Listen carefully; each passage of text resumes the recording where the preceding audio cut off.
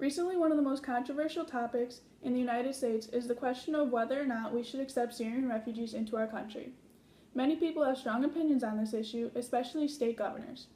Some governors believe that it is only right and moral that we take in refugees because they are trying to escape the gruesome conflict that is their reality.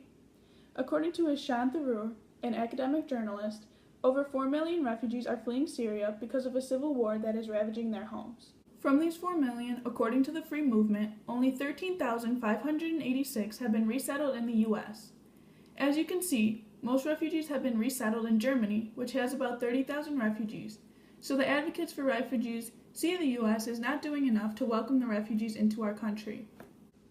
However, other governors believe that we shouldn't let Syrian refugees into our country because that would raise questions regarding our national security. Thus, they have denied access to Syrian refugees in their state. CNN reports that these states include states from Florida to Arizona to Illinois. To support their claim, the website WND claims that in 2014, there were 15 ISIS attacks formulated by terrorists who were Syrian refugees. And last year, there were about 150 isolated incidents.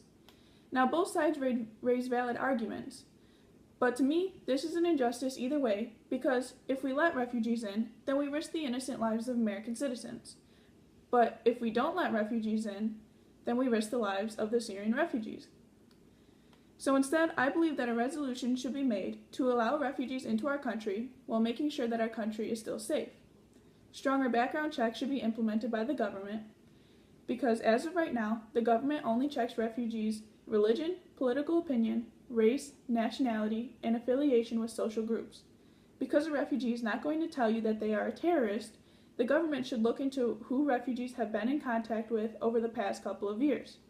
While this may seem like a labor-intensive process, this is the only way to ensure the safety of both American citizens and Syrian refugees. God created us for the purpose to act in His image, to live in peace and harmony with others, and to care for others. This is violated in this situation because the United States has to decide to care for the lives of Syrian refugees or the lives of American citizens. Human dignity is being violated because either way, if we accept or deny refugees with the current policy, the safety of millions of refugees will be risked or the safety of millions of American lives will be risked. Biblical and church laws are being violated because in the New Testament, Jesus says to love your neighbor as yourself, and we are not doing that if we deny access to refugees. Furthermore, the Pope said we should let in refugees, and if the Pope says it, then we as Catholics should have the obligation to follow his suggestions. It is not sinful to let refugees into our country because the intention is to help Syrian refugees. On the other hand, it's also not sinful to reject Syrian refugees either because by doing so, the government is ensuring the security of Americans. Therefore, the intent is good. Furthermore, something is considered a sin if the person knows what they are doing and is wrong. In this case, the people do not see it as wrong to reject Syrian refugees because they are protecting our country at the risk of the lives of the refugees.